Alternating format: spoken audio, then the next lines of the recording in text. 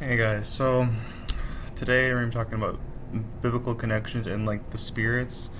So, while many come to doubt the existence of spirits beyond the physical realm because they can't see it, however, the Bible states that God has blinded us from seeing the spirit realm. So it makes sense.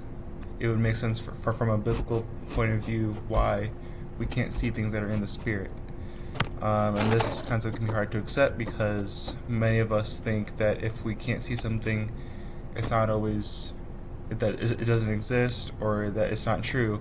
But oftentimes, see, like our eyes can't really see like the atoms with can't really see atoms, but we have faith that they're there because we know that there has to be something holding everything together, like my fingers, my toenails, everything. So we believe in atoms because we know that there has to be something holding us there, but then we can't see atoms. But then when we observe the spirit realm, people are quick to doubt because society has made it seem like you're crazy if you believe in that type of stuff. And so when you're, but however, um, when you're tempted to do something like out of anger, jealousy, or revenge, what are you tempted by? Like, in order for you to be tempted, something or someone has to tempt you. It's kind of like peer pressure.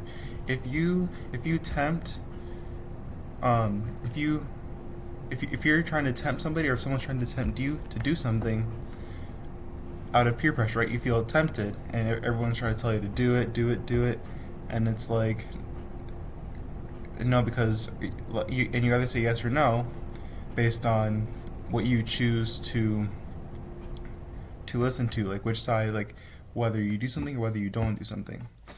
And so, for someone to be tempted, there has to be a tempter.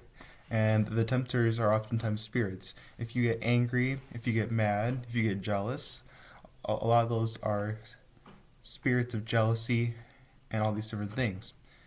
And, or like rage, you know, yeah, anger, rage, and like jealousy, those are very strong spirits that can drive people to do a lot of different things.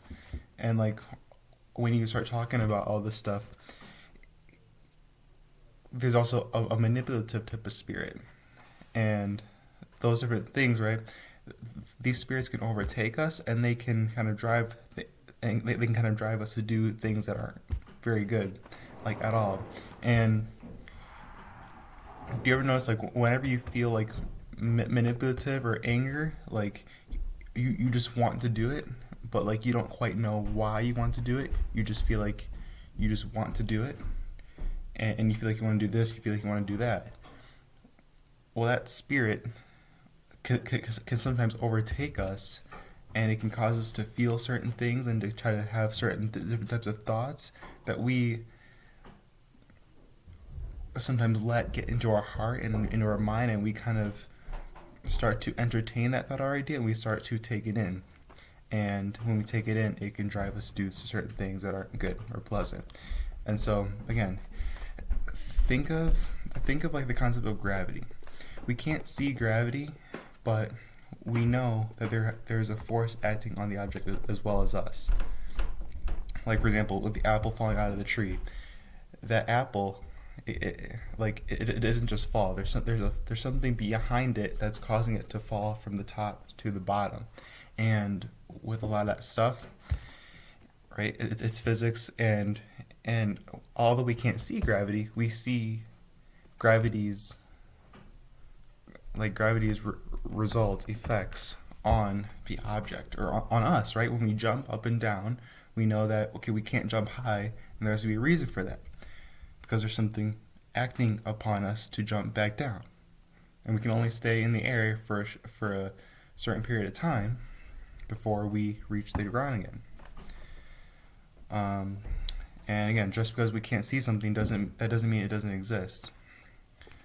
And so this is kind of how it is with spirits. Although we can't see them, we know that a spirit is causing them to behave the way that they are. Have you heard of like? Or I'm wondering if you've heard of like different witchcraft stuff and how people have gotten sick in the past from for being involved in witchcraft, and there is like there's crazy instances where people are just on the ground spazzing out of control, or they have an extreme emotion, and they just get so blinded by kind of like by their desire to do something that they don't care about the consequences. And like a lot of those are spirits, and just spirits just acting on that person, preventing that person from maybe standing up, preventing that person from getting back on their feet, or from seeing something in a different light or in a different way. And of course, we have free will and can sometimes resist, but sometimes it's hard to resist if you don't have the spirit. And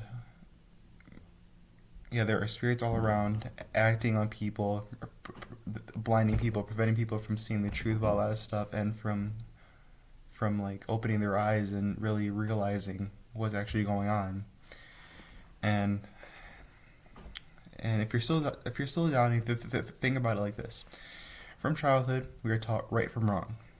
We are told what decisions to make so that we end up being decent people or good people, right? And we are taught to follow rules. We are taught not to lie, steal, or be mean to other people. However, we still choose to do a lot of those things because we want to. We're told not to slander or speak bad about other people. Then it's like we still choose to do it because we're still choosing to fulfill a desire in us that wants to do that thing, even though we shouldn't do it because it could hurt their feelings. There's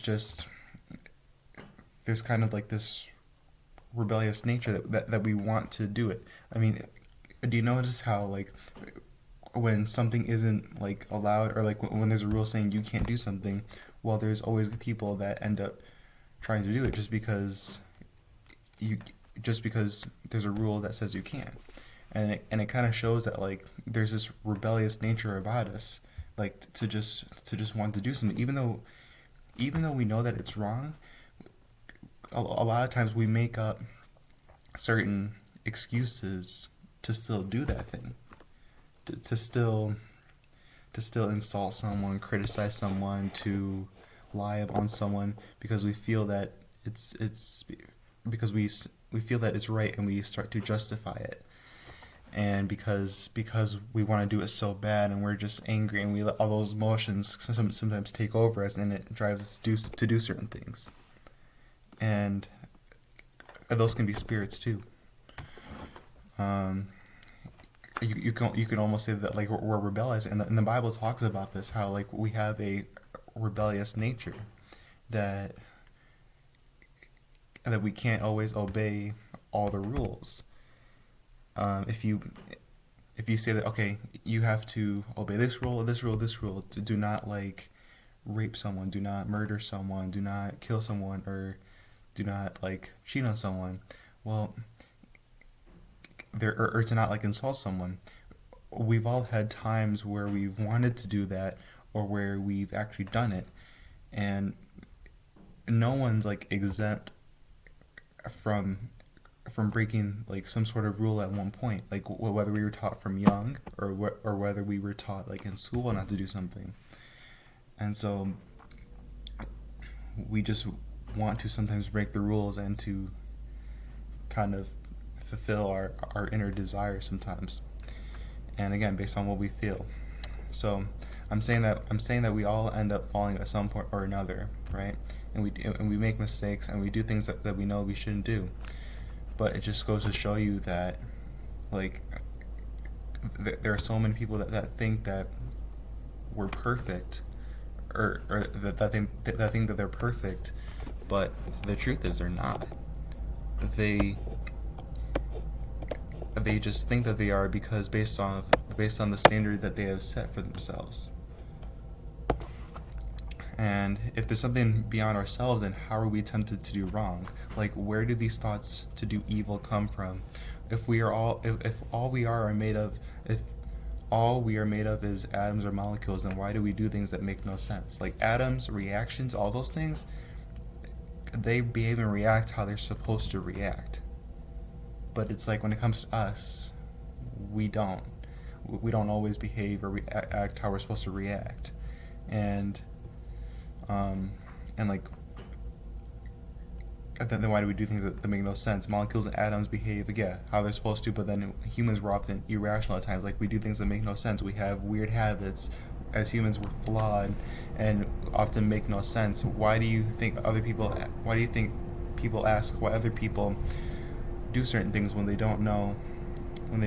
Just like they just like to do it. The Bible says that we even make no sense because we're corrupt, and this corrupt, like, when you think of corruption, think of like impure. You have water, and water, like, if water is just water, it has nothing else in it then that's pure. But then, and we know that we shouldn't break these rules and these laws, and we know, and oftentimes we know that we shouldn't. But then it's like, again, we kind of start to make excuses and to try to justify it to fulfill that desire that we have to do something to somebody, or to say something, or to support this or support that. And again, it's like being contaminated. And so again, we make mistakes because we aren't perfect, and those mistakes are a result of incorrect choices. So, right, so those mistakes, obviously, this basic stuff, you know, if those mistakes are a result of us making certain choices based on what we see, or based on what we, a lot of the times, what we feel like doing, and what we, oftentimes, what we feel like is right in the moment. But then sometimes we don't always know another option, or sometimes we get blinded by certain facts or opinions, and we get blinded that we're not able to see the bigger picture. We're not able to see what could happen if we do that. Just something to think about. Have a good day. God bless you.